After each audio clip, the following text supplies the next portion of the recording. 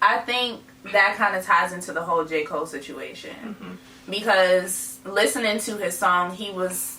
I don't agree with the whole he's putting black women down, he's trying to criticize black women, things like that. I don't agree with that. I'm not going to cancel J. Cole. I'm still going to listen to him. That's that.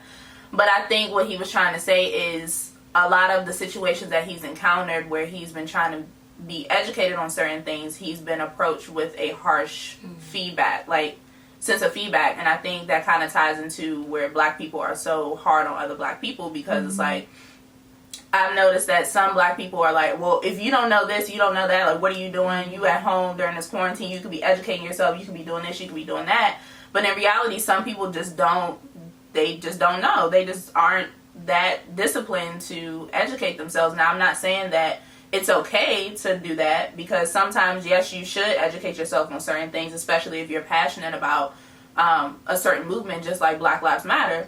But at the same time, I don't think you should be so harsh on somebody just because they're not educated about a certain topic. I think it should be more of a learning experience to say, hey, this is what you don't know and this is what I know, let me teach you. But also as the teacher, I feel like also what he was saying was you have the knowledge and you're preaching to people that already like have the same type of mindset as you, but instead of like plant the seeds like where you grew up, you know what I mean? Like, we're all out here trying to fight, but we also have to look behind us where we come from and start to build there and start to educate there, so that by the time, you know, our community does get of age, they understand what's going on and they can speak politically correct, they can speak from knowledge instead of just speaking solely off of emotion, and it becomes ignorant and then it becomes this and that and a whole bunch of fighting. So I just personally feel like he also was trying to say, like, with all the knowledge that you know, like, let's try to like cater it a little bit differently, because a lot of people who are already in their like mind states and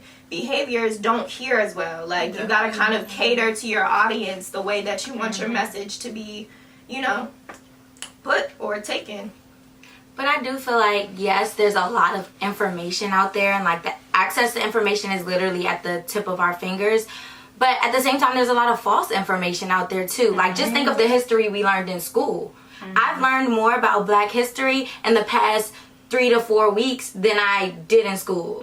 I learned about Rosa Parks, Martin Luther King, Thurgood Marshall, like, you know, the same 7 to 10 people. So it's like, it's kind of hard to determine, and I'm speaking as someone who's still learning about my history every day. Sometimes it's hard to determine what's the truth, what's been whitewashed, so like, there's a lot being thrown at us, and that's why, again, this word grace and like being able to educate each other and not put each other down for not knowing, because we weren't raised in a culture that taught us our history. So why are we expected to know all of this? Like, if you know that, you should be sharing it instead of like yelling it at it. Like, why are you screaming history at me instead of teaching me history?